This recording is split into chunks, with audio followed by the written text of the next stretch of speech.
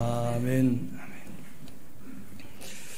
오늘 읽었던 성경 본문 말씀은 하나님께서 처음 지었던 이 세상 다 사라지고 그리고 모든 것이 새롭게 될 때가 올 것이다, 그렇게 말씀하신 것이었고, 실제로 이 지구가 새롭게 되는 것은 우리가 잘 아는 것처럼 그 천년왕국으로 이어져 가게 될 것이고, 그리고 하나님께서 천국을 만드시는 것은 천년왕국이 다 끝나고 난 다음에 그 천국이 이제 새 예루살렘이 중앙에 들어오는 것으로 우리가 미리 배워 다 알고 있으니까 어렵지 않으리라 그렇게 여겨집니다.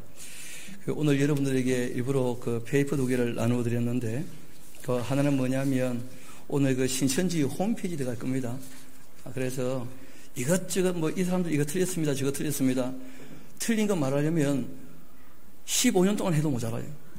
그 사람들이 워낙 거짓말 많이 해놔가지고.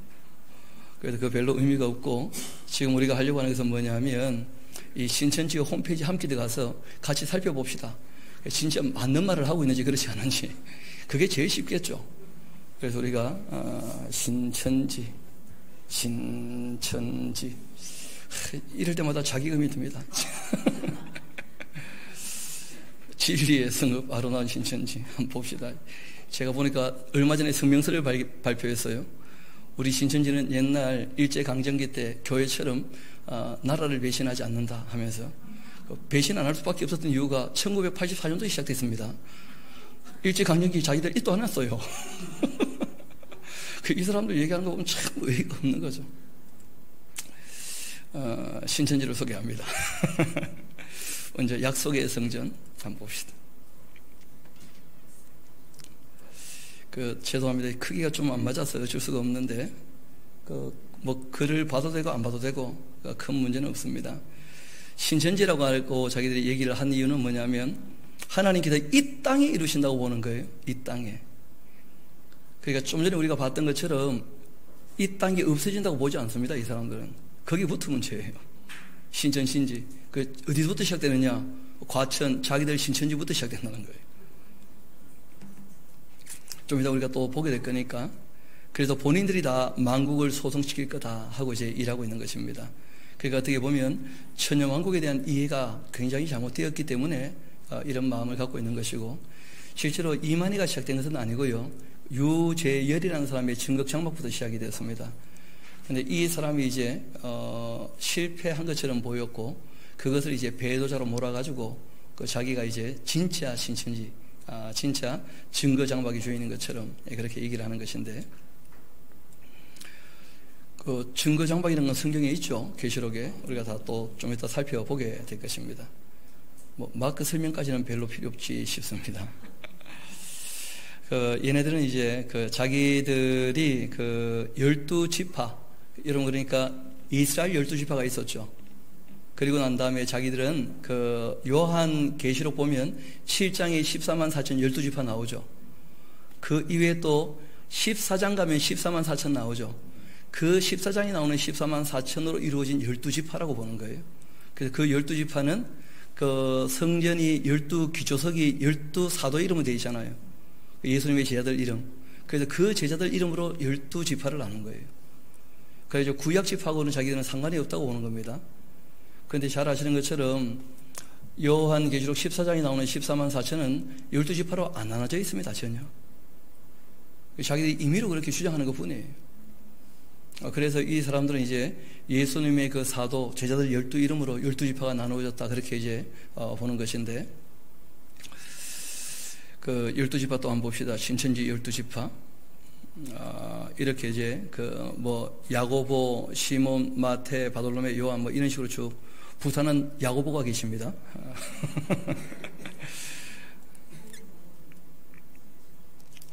시대마다 하나님께서 12지파를 나타내셨다 하면서 자기는 이제 예수님의 12제자로 이루어진 12지파다, 이런 식으로 얘기를 하고 있는 것이죠. 근데 잘 아시는 것처럼 이스라엘 12지파는 혈육으로 인한 것이었죠. 그렇죠? 맞습니까? 그리고 예수님 12제자는 혈육이 어떻게 되는지 성경에 나옵니까? 안 나옵니까? 전혀 없죠. 그래서 이 사람들이 이제 영적 이스라엘, 이런 표현을 쓰는 거예요. 영적 이스라엘은 12제자로 말미암아진 12지파다, 이런 식으로 이제 얘기를 하는 겁니다. 무엇을 근거로 얘기할까요? 근거가 있었으면 이단이 안 됐겠죠. 그런 근거가 너무 희박하고 없다는 거예요. 그런데 문제는 사람들이 영적하니까 넘어가는 거라. 쉽게 말하면 이 사람들이 이제 비유라는 말하고 실상이라는 말이 굉장히 많이 쓰게 될 겁니다. 예수님께서 구약을 성취하셨다는 거예요. 그리고 이제 계시록을 쓰셨잖아요. 마지막에 예수 그리스도의 계시라. 근데 이 사람들은 이 계시록이 비유인 것이고 이 계시록을 풀 수 있는 실상을 보여줄 수 있는 유일한 사람이 요한인데 그 요한은 사도 요한 아니고 새로운 요한. 그 새로운 요한이 이만이라는 거예요. 계속 할까요, 좀? 뭐 그래도 내용을 좀 하는 게 중요하니까 그래서 좀 살피려고 합니다. 계시록 7장에 14만 4천 수 추사한다. 말씀으로 인치는 일이 있다. 14만 4천 명인 맞는 곳은 계시록 14장 시온산이다. 자기들이 이제 입 맞는 곳이라는 것이죠. 그래서 이 사람들이 얘기하는 14만 4천은 계시록 7장 14만 4천 아니고 14장에 나오는 14만 4천이라는 거예요. 그런데 잘 아시는 것처럼 계시록 14장에 나오는 14만 4천은 우리 한번 그분들 어떤 분인지 한번 봅시다. 요한계시록 14장 그 정도 우리가 한번 보고 갑시다.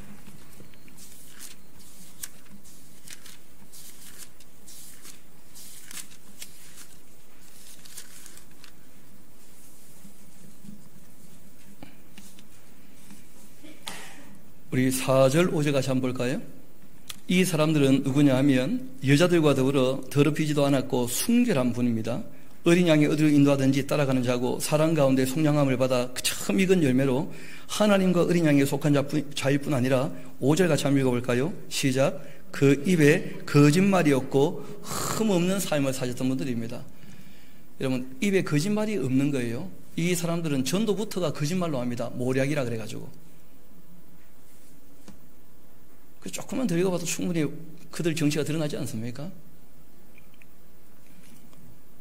그런데 놀랍게도 그 본문을 자세히 안 살펴보더라고. 제가 신천지 만나서 성경을 좀 본 적이 있거든요.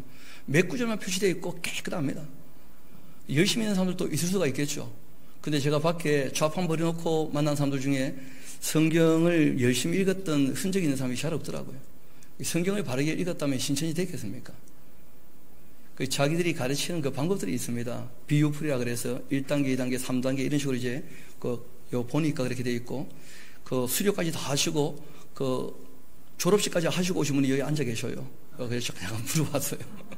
어떻게 하셨는지 물어봤더니 자기도 그렇게 다 해봤는데 너무 어이없어 나왔고 성경 전체를 알게 되시니까 너무 잘못되었다. 이만희 말이 그런 거 이제 말씀도 한번 하셨었는데 이 사람들은 뭐 할 거냐면 하나님께서 창사하실 영적 새 예루살렘 12지파 이게 이전에 없던 새 것이라는 거예요. 세계 속에서 오직 하나뿐인 하나님의 나라고 성전인 것이다.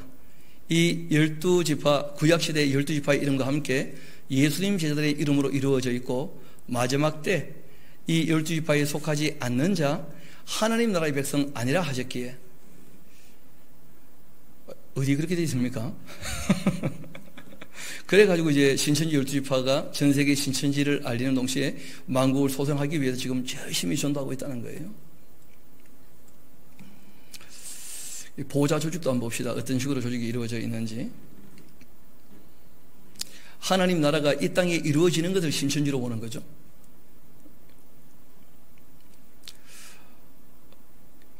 위에서 내려다봤고 아래서 올려다봤고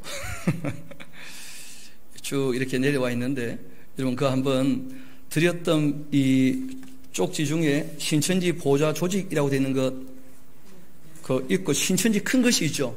그 작은 신천지가 있습니다. 그 성경 구절 이렇게 되어 있는 거 있죠. 거기에 한번 그 구절을 같이 한번 봅시다. 어떤 구절을 인용해서 이런 얘기를 하고 있는지.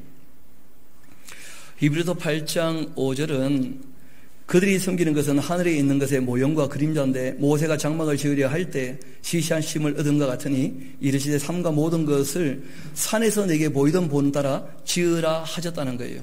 그래서 모세가 하늘에 있는 것을 본따다가 이 땅에 지었습니까? 안 지었습니까? 지었었죠. 그게 성막이잖아요. 그리고 성막이 이제 가나안 땅 들어가서 그 다윗 때 하나님께 성전을 지어드리겠다고 솔로몬의 성전이 되었죠. 그리고 난 다음에 예수님께서 뭐라고 하십니까? 돌 위에 돌 하나 남지 않고 무너지게 될 것이라고.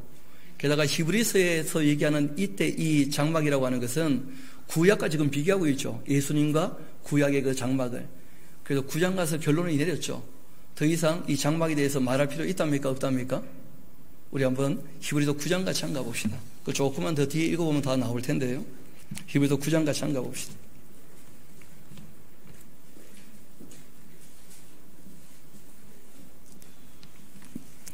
모세가 만든 거 또 다시 하늘의 본대로 만들라 그렇게 하신 게 아닙니다. 전체 성경은. 9장 1절 한번 봅시다.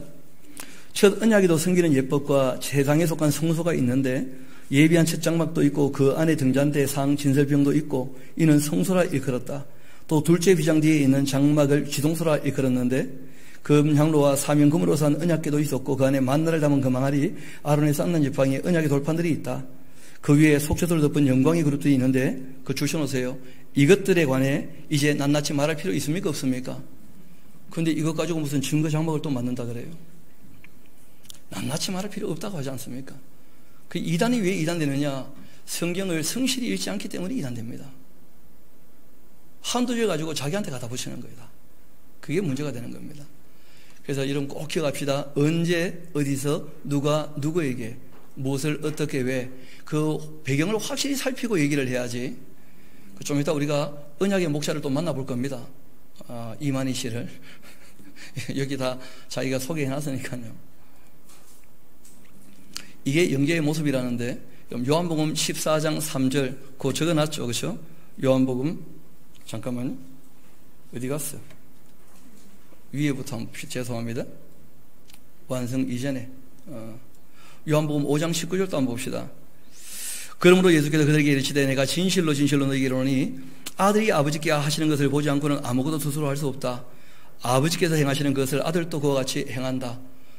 문제는 예수님이 말씀하신 거 아니에요. 그런데 이런 것처럼 자기도 봤다는 거예요. 왜 그걸 갑자기 자기한테 갖다 붙입니까? 예수님이 보셨던 것처럼 자기도 봤기 때문에 한다는 거예요.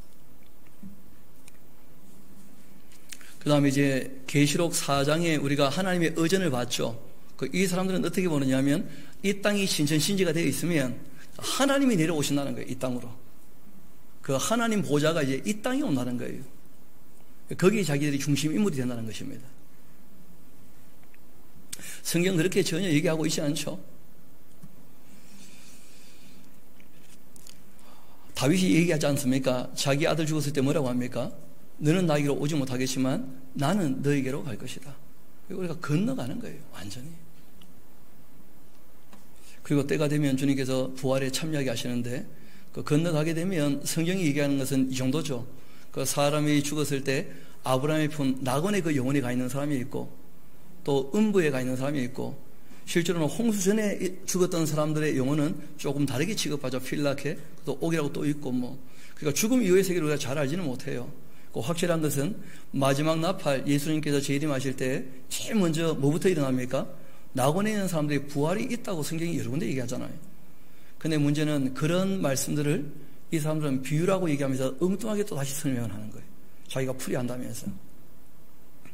그 실상이란 말을 갖다 붙이면서 자기 마음에 나는 대로 얘기를 해버리니까 성경 내용을 모르는 사람들이 속는 거예요.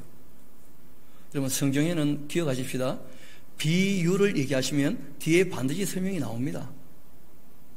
게다가 이 사람들이 이제 비유, 예수님이 다 비유로 말씀하셨다 하고 이제 얘기할 때 어떤 얘기 하느냐면 네 개의 밭의 비유 있지 않습니까? 그걸 인용해서 비유 풀이를 예수님이 다 하셨기 때문에 자기가 비유 풀이한다 그러시거든요. 문제는 예수님께서 네 밭의 비유에 대해서 뒤에 설명 다 하십니까? 안 하십니까? 우리 한번 합시다. 성경의 비유는 성경이 설명하신다. 왜 뜬금없이 본인이 그걸 풀어가지고 엉뚱하게 만드는 거예요? 그게 문제라는 거예요.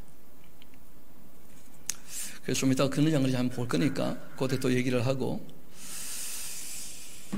그 4장 그 보좌가 21장에 내려온다 하면서 4장 8절을 또 적어놨더라고요. 내 생물은 각각 6날개가 있고 그 안 주위에 눈이 가득한데 그들이 밤낮 쉬지 않고 이르기를 거룩하다 거룩하다 거룩하다 주 하나님 곧 전능하시니 전에도 계셨고 이제도 계시고 장차 오실 분이시다. 그러니까 오신다는 게 다 이 땅으로 온다 이런 식으로 본다는 거예요.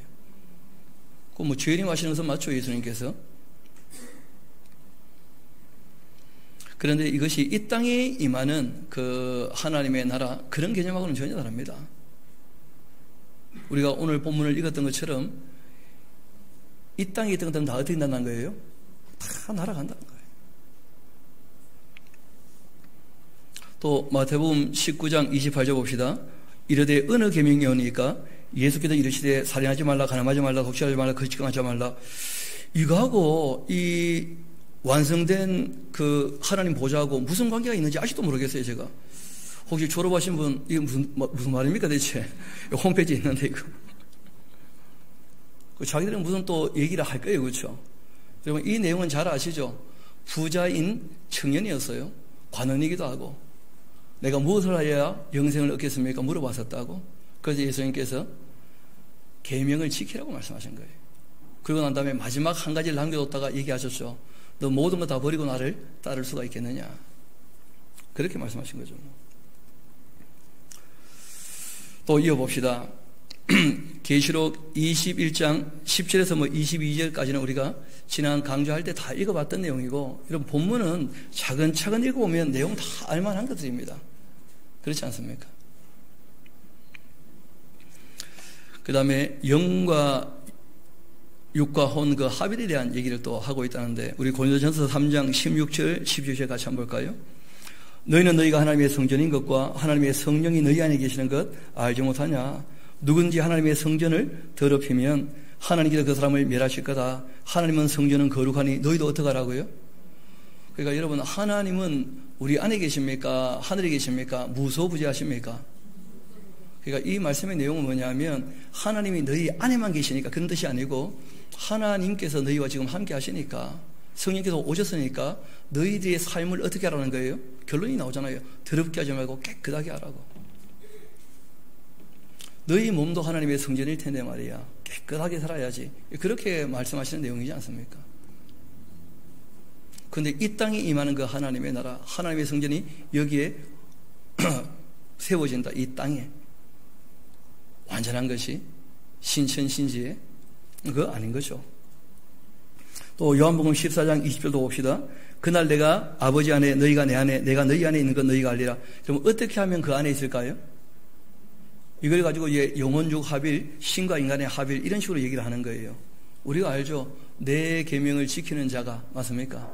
내 안에, 내가 아버지의 계명을 지켜 아버지 안에 있는 것처럼 너희들도 나의 계명을 지켜 내 안에 가라. 그러니까 그 말씀을 우리가 받아들이고 그 말씀을 따르는 것이 하나가 되는 거 아니에요, 인격적으로 다. 그러니까 앞뒤 문맥을 따라 조금만 더 읽어봐도 충분히 알 텐데, 또 까먹으신 것 같아서 한번 봅시다. 14장 같이 가봅시다. 우리가 요한복음 14장, 15장 쭉 다 보면서 예수 안에 있다는 것이 무엇인가 다 정리했었지 않습니까?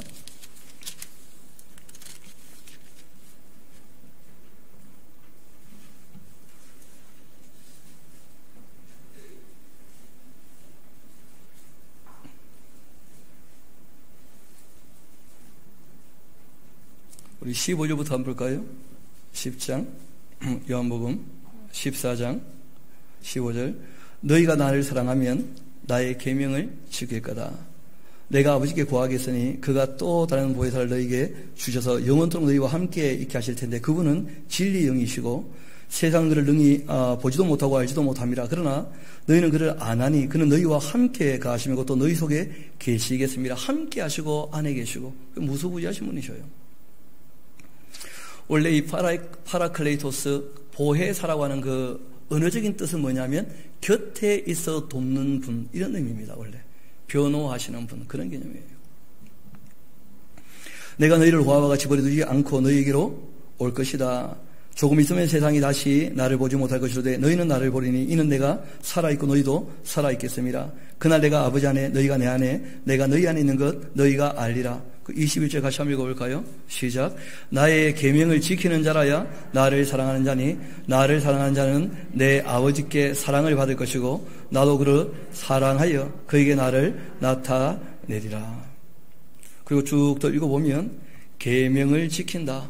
하나가 되어 있는 것이다. 내 안에 있는 것이다. 그거 다 말씀하고 계시는 거예요. 또 한번 봅시다.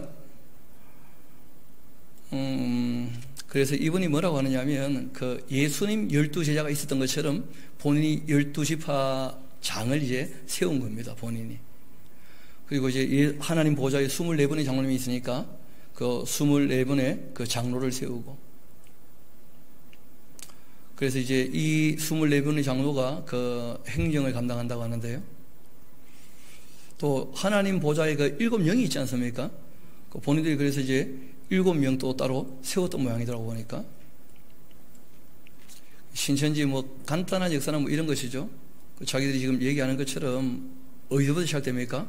84년도. 근데 타이틀에 자기들은 일제시대 때 그 일본에게 협력하지 않았다. 당연히 못했겠지, 그래. 84년 시작되는데. 예, 그런 걸 내고 있으니까 좀 그렇죠. 이쯤 우리가 하고, 신천지 우리 목자를 좀 만나봅시다. 이 사람들은 그 세대주의 종말론자들이 이런 얘기 하거든요. 7세대로 나누어가지고 6천년 6세대가 지났다. 마지막 안식년 천여왕국, 이게 마지막 시대다. 이런 식으로 이제 보는데 굉장히 잘못되었다는 말씀드렸었죠. 한번 봅시다. 이스라엘 백성들에게 하셨던 말씀이었죠. 그렇죠? 하나님 안타까워하셨던 내용들이었는데,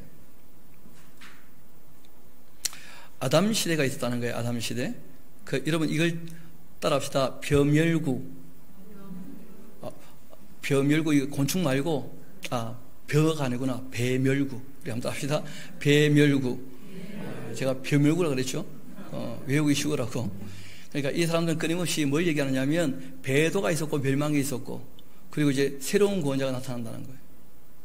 그러니까 쉽게 말하면 그 유재열이라는 사람이 있지 않습니까? 그 배도자가 있었다는 거예요. 그리고 이제 자기가 구원자로 나타났다는 거예요. 이만희가. 그 아담과 하와가 하나님으로부터 천하를 유업으로 받고도 배도했다. 마귀에게 속았다. 멸망자에게. 이 하나님은 그에게 에덴 동산에서 쫓아내셨고 아담 세계에서 떠나셨다. 이 사람들이 이제 이렇게 보는 거예요. 하나님께서 인간 세상을 떠나셨다는 거야. 그래서 이 땅을 다시 뭐로 만들면요? 신의 지진으로 만들면 하나님 다시 오실 거라는 거예요. 그걸 자기들이 만들자는 거예요.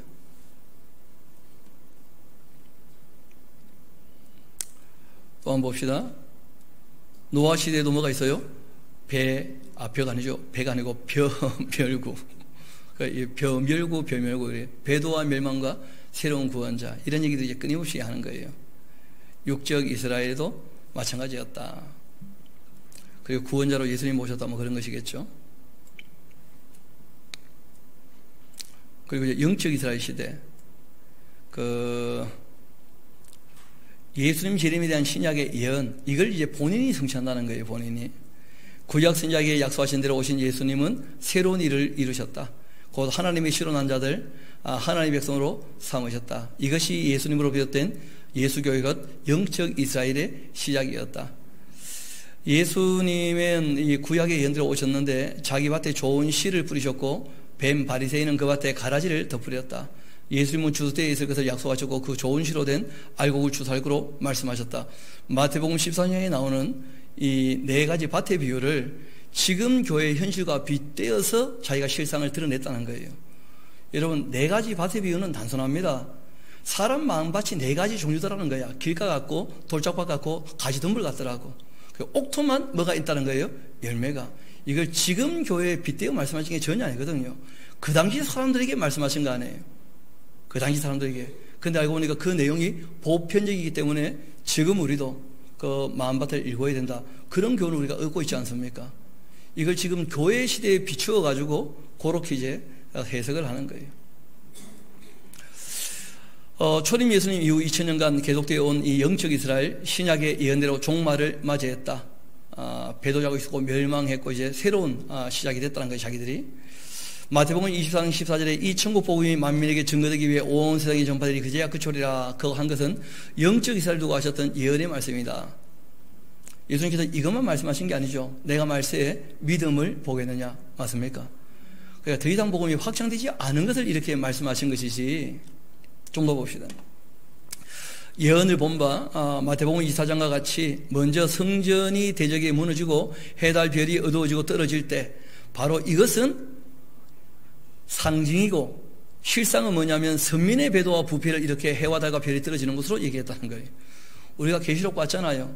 4분의 1이 죽는 전쟁이라든지 별이 떨어지는 것은 실제로 있을 일 아닙니까? 예수님이 오시기 전에 뭡니까? 징조라고. 그런데 이런 것들을 전부 다 뭐로 보는 거예요? 비유로 보고 자기가 실상을 얘기해 주겠다는 거예요. 계속 해야 되겠습니까?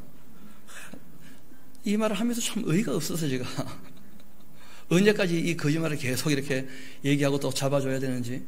더더군다나 이것을 듣고 고칠 사람은 여기 한 명도 안 앉아있거든 지금.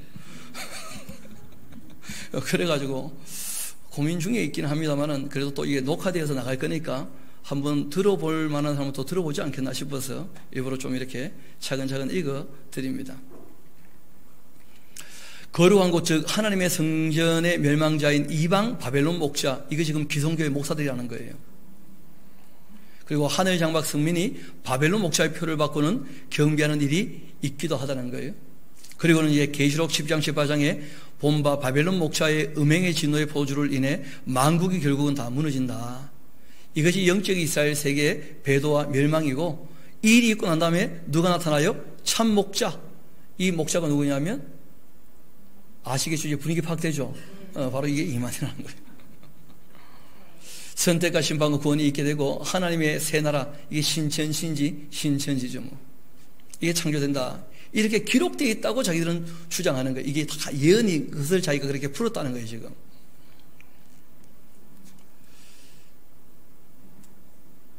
약속의 목자가 주장하는 신학도 한번 봅시다.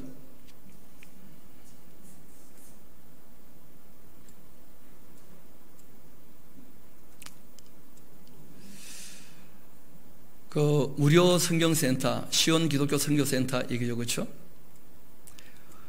예언이 성취된 계시의 말씀을 인쳐 이제 12지파가 창조되었다. 영계의 보좌와 하나님께서 함께 하시는 곳이 되었다, 이 신천지가. 그리고 이렇게 지금 자기들이 전도를 열심히 해가지고 많이 모였다, 뭐 그런 것이죠. 계시록 20장이 생명나무 12가지의 달마다 열매가 맺히는 것처럼 신천지 12지파에는 매달 1000명씩 수리생이 배출되고 있다고 합니다. 이건 거의 사실일 겁니다. 요한복음 15장에 예수님이 생명나무인데 그 생명나무, 생명의 말씀으로 나온 바 된 수리생들은 참 익은 열매가 된다. 이런 세상의 신학교에서 수리하는 것 아니고 하나님의 뜻에 따라 여기다 또 갖다 붙이니까 참. 시온 기독교 선교센터에 하늘의 것을 배워 하늘 신학을 수료하는 것이다 하면서 마크에 대한 설명들이 있습니다. 우리 그러면 이제 목자를 만나봐야 되겠죠?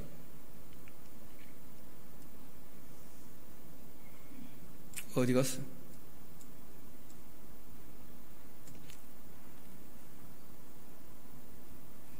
신천지 소개.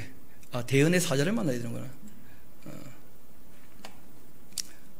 대언의 사자, 그는 누구인가? 약속의 목자며 계시록의 실상을 증거하는 대언의 사자 이만희 총회장을 소개합니다. 이렇게 된 거예요. 나 신천지의 대언의 사자는 이긴 자라는 거예요, 자기가. 여러분 성경에 보면 이기는 자에게는 그렇게 되어 있죠. 이미 이루어진 겁니까? 아니면 아직 이루어지지 않은 겁니까? 여러분 에서고도 사회일날 7교회 말씀하실 때에는 칭찬도 있고 책망도 있고 예수님의 모습도 있고 권면도 있고, 그리고 난 다음에 이 권면의 말씀에 대해서는 두 가지를 얘기했죠, 그렇죠? 그 권면을 듣고 돌이키면 은혜를 베푸실 것이고 위로해 주실 것이고, 권면을 듣고도 돌이키지 아니하면 뭐가 있습니까? 심판에 대한 경고가 있지 않습니까? 그리고 궁극적인 회복에 대한 말씀을 하시면서 부탁을 했죠. 귀가 있는 사람들이라면 다 성령이 지금 이 7개 교회들에게 하신 말씀을 잘 들어서 끝까지 어떻게 하라고 부탁하십니까? 끝까지 견디고 이기라고. 그러니까 우리가 이루어진 겁니까? 끝까지 가야 되는 것입니까? 그게 보편적인 내용이었잖아요. 그때나 지금이나. 오고는 모든 교회는 주님께 칭찬받는 교회가 되도록 세상 물길에 흘러 내려가지 않도록, 특별히 이제 악한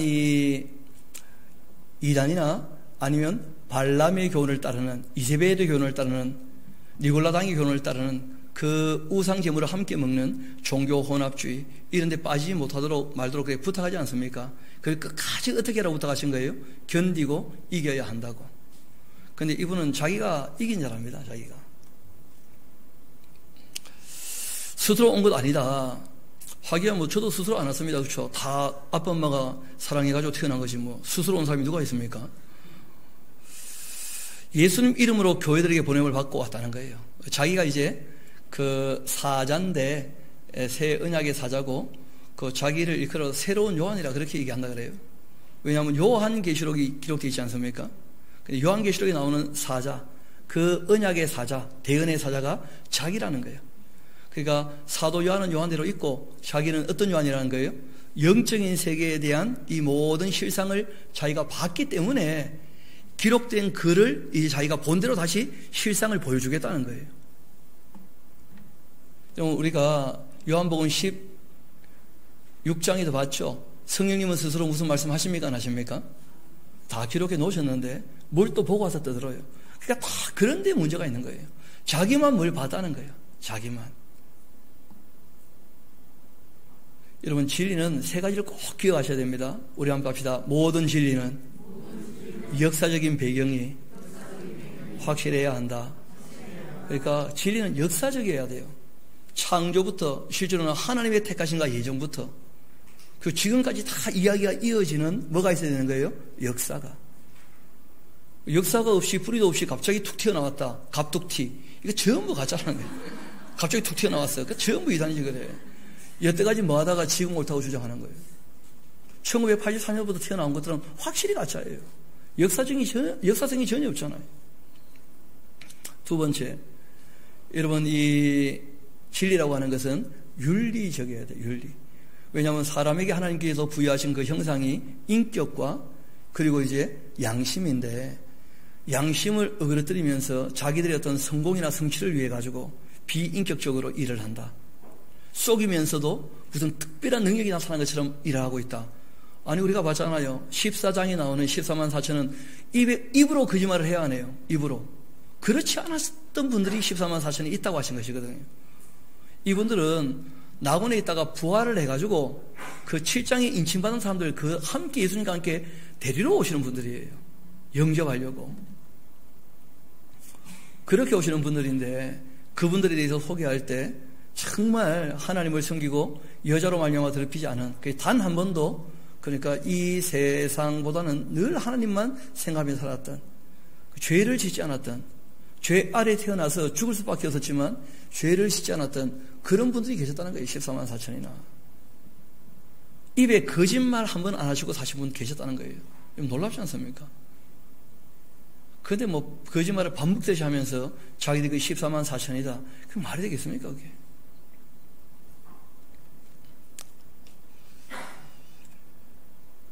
지금 때는 교회의 종말의 때다.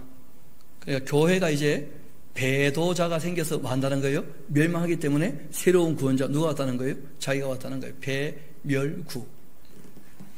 내가 증거할 것은 계시록이 성취된 것, 이 실상이나 이 실상. 지금 자기가 이걸 지금 이어가고 있다는 거예요. 그러고 보라는 거예요. 지금 7영, 그렇죠? 그 다음에 12지파, 24명의 장로, 게다가 지금 20만 가까이 모인 이 사람들이 보라는 거예요. 자기가 지금 이루어가고 있다는 거예요. 그러니까 거기에 함께 참여하는 사람들은 정말 자기들이 하나님 나라를 만들어가고 있는 줄로 생각하고 열심히 애를 쓰고 있어요. 헛수고입니다. 진리를 떠나 있기 때문에. 저는 그 히틀러와 그 독일을 보면서 많은 생각을 하게 되어져요. 그때 히틀러를 따랐던 사람들은 정말 독일을 통해서 온 세상을 새롭게 만들 거라고 생각하고 뛰어다녔다는 거예요. 가장 악한 사람들이죠. 출생과 어린 시는 더 재미있습니다. 이 총회장님은 우리나라 500년 역사를 이어온 왕가의 자손이십니다. 이씨라는 거, 이씨. 좀 이상한 냄새 나지 않습니까? 사람을 신격화하기 위한 그런 이야기를 시작하는 거예요. 시간과 농가에서 1931년 9월 15일에 태어났는데 여러분 꼭 기억하세요. 갈 날 얼마 남았습니다. 하나님 오는 거 못 보고 갈 겁니다. 이 사람은. 얼마 남았어요? 그 이름 그 할아버지가 하늘이 갑자기 어두워졌다가 다시 빛이 나와서 며느리를 비추는 태몽 꾼 후 미리 지어뒀다가 출성을 부르게 되는데 완전한 빛, 그래서 만희라 지었다는 거예요. 이름의 뜻은 참 좋죠. 만희. 완전한 빛이라. 참 하나님 거의 뭐 다 되는데 보니까 이름 보니까 하나님 별명 중에 하나죠. 그렇죠? 온전한 빛에 거하시는 분이신데 신앙은 어린 시절부터 할아버지와 함께 기도하며 시작이다. 항상 이게 문제예요. 성경을 바르게 배워야 됩니다. 기도하다가 뭐 체험해가지고 문제가 된 거야, 다. 신비 영성은 다 거기서 시작되는 거예요. 기도하다가 뭘 경험했다는 거예요. 뭘 봤고, 뭘 들었고. 한번 볼까요? 기도하는 습관은 늘 있었는데 주일마다 높은 산에 가서 혼자 기도했다는 거 아닙니까? 예배하러 가지도 않고 성경도 안 배우고 교회 간 적이 없다니까, 이 사람. 그래가지고 어느 날 다른 때와 마찬가지로 기도하고 있는데 갑자기 큰 별 하나가 하늘 저 위에서 가까이 왔는데 3일간 거기 계속 보였다는 거예요. 그때부터 이제 가까운 사람으로부터 이유 없는 핍박이 시작되었다는 거예요. 얼마 지나지 않아 하늘로부터 온 영인을 만나게 돼서, 이 영인은 또 누굽니까? 자기랑 만났대요. 뭐 그랬겠죠.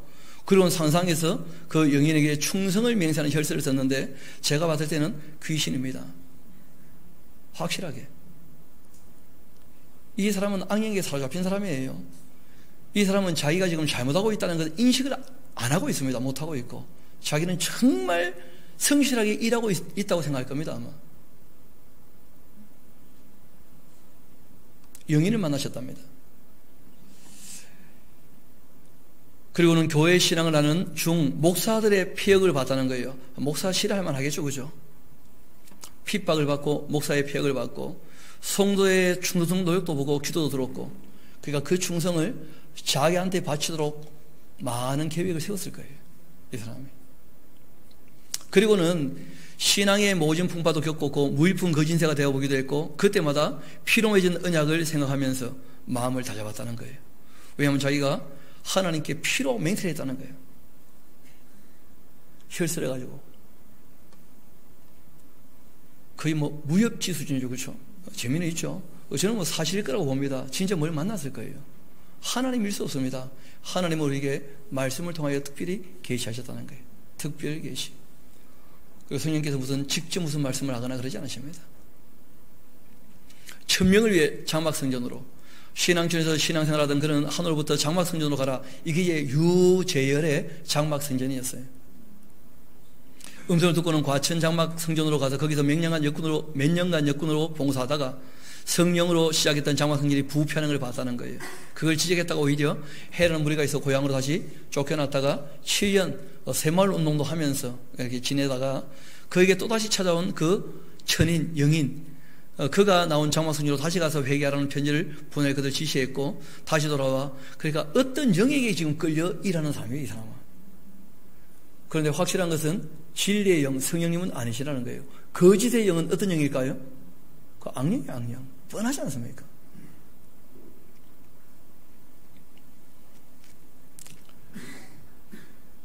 그렇게 해서 그가 이제 회개를 촉구하는데 말로 할 수 없는 핍박과 죽음의 고비를 넘겼다는 것이죠. 그리고는 이러한 과정을 겪는 동안 이게 문제인데, 이만희 총회장은요, 요한계시록 전장이 이루어지는 사건을 어떻게 했다는 거예요? 그 적어놓으세요. 적으면 안 되죠, 여러분이. 이 사람만 읽고 내용을 정리를 하시오.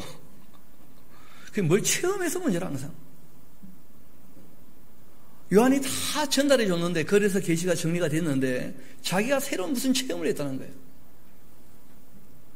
그리고 계시도 받았어요. 아니 그러면 요한계시록은 뭐예요, 그러면? 생각을 해보시라고.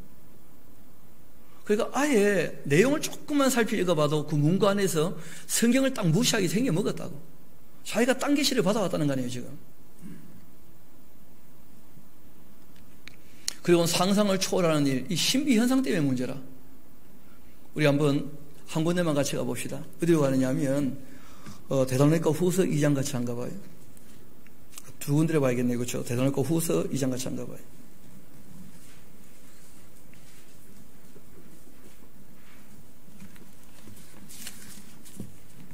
성경이 그 악령을 주의하라고 부탁하실 때 이런 말씀하십니다. 9절 같이 한번 볼까요? 2장 9절. 악한 자가 나타나는 것은 사탄의 활동을 따라 모든 능력과 표적과 거짓 기적, 이런 게 나타날 거라는 거예요. 불의의 모든 속임으로써. 그러니까 속이는 사람인데 문제는요, 능력이 나타나. 이건 100% 악령인 거예요. 입에 거짓말을 달고 사는데 능력이 나타난다. 100% 악령이야, 100% 악령. 그 주의하라고 말씀하셨잖아요, 성경이 이미.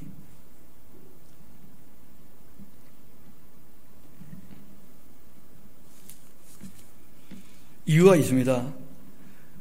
모든 능력, 표적, 거짓, 기적, 불의의 모든 속임으로 멸망하는 자들이 있게 될 텐데 이유가 있어요. 그들이 진리의 사랑을 받지 않아 이들은 구원받지 못하는 사람들입니다. 자기들은 거기에 구원이 있다고 믿는지 모르겠지만 진리의 사랑, 하나님의 말씀을 가볍게 여기고 창세부터 계시록까지 한 줄도 안 빠지고 바르게 읽지 아니하고 여기저기 왔다 갔다 하면서 비유풀이하고 짝짓기 한다고 그런 식으로 하나님 말씀을 불성실하게 대하면 하나님을 사랑하는 게 아니라는 거예요. 자기 욕심을 위하여 끊임없이 거짓말을 하고 뭘 성취해가는 사람들이라. 또 한 군데 더 봅시다. 예수님 직접 하신 말씀이죠. 우리 마태복음 24장 같이 한번 봅시다. 마태복음 24장입니다.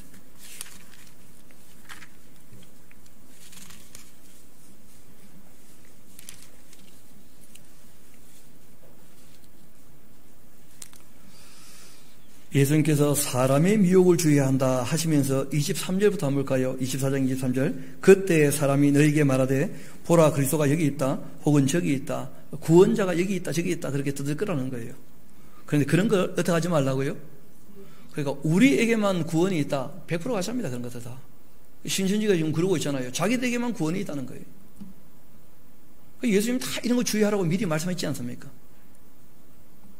또 한 군데 더 봅시다. 24절 이어와요.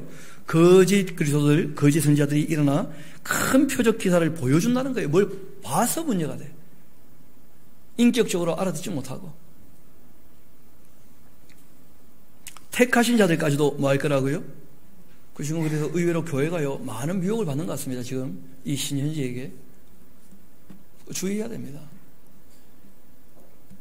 그게 안타까운 것은 신천지가 성경을 본다고 하는데 성경을 바르게 봤다면 신천지 당연히 안 됩니다. 기독교인이 되지. 근데 안타까운 것은 기독교인들이 신천지보다 성경을 더 몰라. 기독교가 맞겠냐는 거예요. 정말 정신 차려야 됩니다.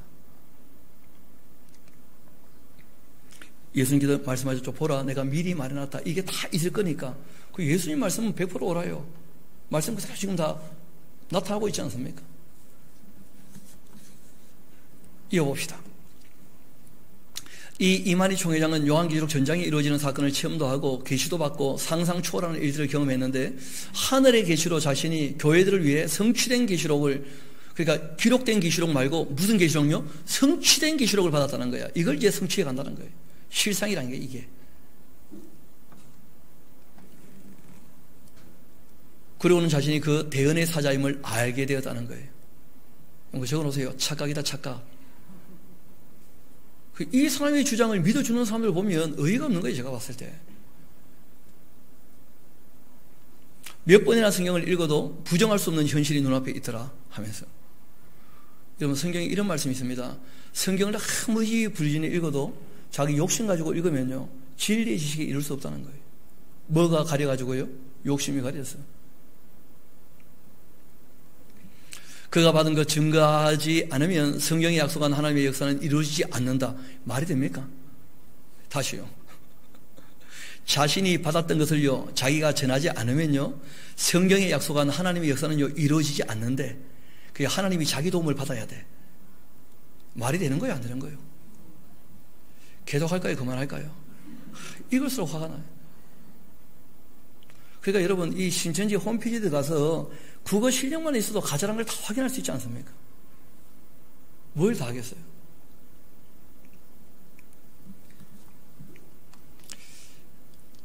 그래도 뭐 대언의 사자라니까 그 정도는 좀 읽어드립시다 우리가.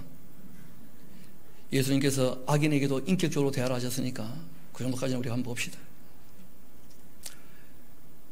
하나님의 역사가 이루지 않는다는 것이 사실이라고 자기가 알았다는 거예요. 그래서 보고 들은 것을 증거하기 위해는 당시도 참 어렵고 벅찬 일이었는데 그래도 증거를 해도 듣는 자가 또 믿는 자가 많지도 않았다는 거죠. 그러나 그는 자신을 보고 들은 바를 사람들이 듣든지 안 듣든지 전하기로 했고 그리고 지시를 따라 성경대로 12지파를 창설했고 공부를 체계적으로 할 수 있는 무료 신학센터를 전국에 세웠고 이후 많은 성도를 계시 말씀을 공부하기 위해 몰려오게 되었다. 그 안타까운 것은 얼마나 기독교회가 계시록을 가르치지 않았다면 이런 헛소리에 빠지냐는 게 이 사람들이다. 너무 안타깝잖아요. 진짜 몰려듭니다. 그는 자신의 능력도 지식도 지혜도 없는 흙같은 인생이었다고 고백하는데, 아니 본인 도움 없으면 하나님의 뜻을 이루지 못한다며. 그러나 오직 믿음으로 순종함으로 주를 위한 일이라면 그 어떤 것도 아끼지 않겠다는 각오를 했는데, 오직 이 총회장의 의는 하나님을 믿고 하나님을 일을 하는 것이라고 말한다. 그러니까 여러분, 하나님은 호칭입니다. 성경에 기록된 분이 아님에도 불구하고 얼마든지 하나님이라고 호칭할 수 있어요. 그러니까 이가 섬기는 하나님은 자기가 봤던 그 영인 그 신이야. 자기에게 문 계시를 보였던 그 신이라고. 그는 성경을 기록하신 하나님일 수 없습니다. 딴 영이지. 그걸 이 사람은 자기 하나님으로 믿고 있는 거예요. 근데 성경에 있는 하나님 말씀 구절 구절을 몇 개 훔쳐가지고 써먹는 것 뿐이라. 스스로 못난 사람이라도 하면서 하늘이 보여주고 들려주신 진실이 있어 자신이 그것을 전해야 하는 사명을 맡은 대언의 사자는 이 총회장. 그러니까 다 뭘 봤다는 거예요. 자기가 특별히 보고 특별히 들었다는 거예요. 본인이 기록된 말씀이 아니라는 거예요. 원래부터 자기가 얘기하고 있잖아요. 기록된 말씀을 자기가 보고 들은 것을 가지고 뒤집어 버리겠다는 거 아닙니까 다. 그런데 그런데 성도들이 쏟는 거 보면 너무 성경을 모르는 거예요 다.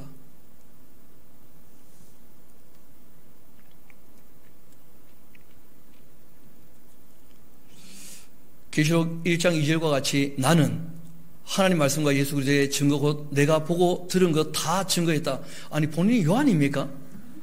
아니 그렇지 새 요한이라 그랬지 자기가.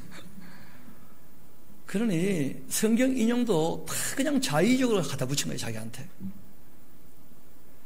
나는 계시록에 속히 될 일과 이것들을 다 알고 있다는 거예요. 그것은 내가 계시록의 예언을 이룬 이 현장을 보고 들었기 때문에. 그러니까 자기는 지금 계시록이 자기들의 삶 가운데 지금 이루어지고 있다고 보는 거예요. 여러분 인을 떼셨을까요? 아직 안 떼셨을까요? 어느 일 하나 둘 셋 내기 되면 4분의 1이 정도 전쟁이 일어나잖아요. 그 다음 별이 떨어지고. 그런데 이런 것을 비유풀이 한다는 거예요. 성도들의 영이 4분의 1이나 영이 어두워진대. 이건 무슨 말입니까 대체? 어떻게 증명하고 어떻게 설명할 거예요? 근데 그런 식으로 갖다 붙이니까 영적인 것 하니까 다 몰라 그냥. 그런갑다 하면서. 그런데 문제는 그것에 대한 합리적인 해석으로 교회가 지금 점점점 타락하고 어두워지고 있다. 영이 어두워지니까 이런 식으로 갖다 붙여버리니까 기성교회의 염증을 느꼈던 사람들 당연히 그렇게 보일 거 아니에요.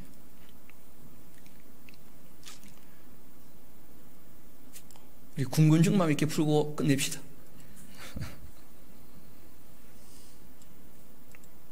제일 첫 번째 질문, 지구의 종말은 오는가?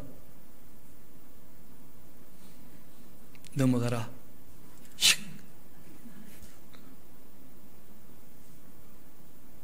왜 이게 안 넘어가?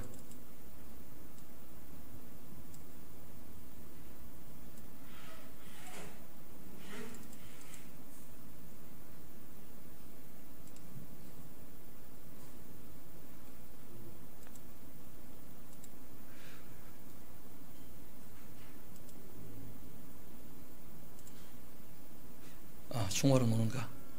여러분 지구의 종말은 오는가? 지구촌의 종말은 오지 않는다. 이 사람은 종말을 안 믿는 사람이에요. 그래서 오늘 본문을 그걸 잡은 거예요. 제일 첫 번째 질문부터 틀린 답이 나와. 여러분 지구는 끝이 온다고 되어 있지 않습니까? 성경이. 장황하게 대해 설명해봤자 뭐 별로 의미가 없고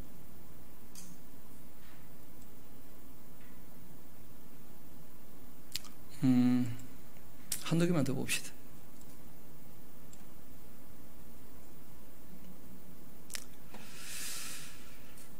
신에 대해서 뭐라고 하는가? 신을 증명하는 것은 자기 자신을 보는 것이다. 신이 자기를 드러내 보이지 않는 것은 신과 사람이 서로 원수가 되었기 때문인데 신은 뭐가 있다고요? 두 가지가 있다. 그러니까 하나님과 영을 그냥 섞어 쓰는 거예요. 몇 가지가 있다고요? 두 가지가 있다. 하나는 생명체 창조주 하나님의 신. 그러니까 창조주 하나님이 신이 아니신 거야. 창조주 하나님의 무슨 신이 있어요, 영이. 말도 안 되는 말이죠. 또 하나는 피조물인 사악의 신이 있다. 각각 신에게는 분모의 신이 있고 분자의 신이 있다. 그만합시다. 참 쭉 정리를 나름대로 해보면서 너무 어이없는데 우리가 이런 데 빠져 있는 것이 너무 마음 아프지 않는가. 여러분, 우리가 다 떠나서 대언의 사자 말고 사도 요한께서 우리에게 정말 7개나 똑같은 편지를 써가지고 왜곡되지 않도록 하나님께서 부탁하신 그대로 성실하게 그 말씀에 충실하게 정리해서 우리에게 보여주신 요한계시록 우리가 정말 바르게 읽을 수 있도록, 그래서 특별히 부탁을 합니다. 올 10월 12일 날 토요일입니다. 아침 10시부터 저녁 6시까지 한 8시간 딱 걸쳐가지고 본문 한 절도 안 빠지고 다 읽고 정리할 거예요. 그리고 뭐 정리보다는 바르게 읽어나가면 훨씬 쉬운데, 근데 워낙 엉뚱한 얘기들이 많이 드러났기 때문에 설명이 필요한 거라. 참 죄송하게도. 또 창세기부터 유다서까지 다 읽어왔으면 좀 쉽게 볼 수 있는데 앞에 내용들을 너무 또 모르고 있으니까, 그래서 그런 거 조금 이렇게 설명을 드리고 난 다음에 봐야지 되지 않겠나 싶습니다. 그래서 제가 보니까 한 3시간 반이면 할 수 있는 분량인데 한 8시간쯤 되어야 큰 오해 없이 정리가 되는 것 같아요, 보니까. 그래서 10월 12일 날 우리가 토요일 날 10시부터 저녁 6시까지 점심은 드립니다. 저녁은 각자 해결하세요. 점심은 준비를 할 거니까 여러분들 주변에도 좀 알려주시고, 요한계시록 우리가 함께 바르게 읽어보자. 그 실상을 받은 사람이 쓰인 거 말고 자기 계시를 얘기하고 있는데 그거 말고 쓰인 내용부터 먼저 좀 파악해보자, 확실하게. 그러면 가짜가 다 확인될 거니까. 그래서 우리가 기록된 내용들 정리할 수 있도록 먼저 그 요한계시록 우리가 강독회를 하고자 하니까 날짜는 다시 말씀드립니다. 10월 12일. 이유는 방송 나가기 때문에 또 얘기하는 거예요. 그래서 혹시 해서 여러분들 좀 알기시고 해서 10월 12일은 한번 모여서 계시록 자체를 바르게 알아갈 수 있도록 말씀을 마무리하고자 합니다. 오늘과 함께 읽었던 본문 말씀 시편 102편으로 다시 한번 돌아오도록 할까요?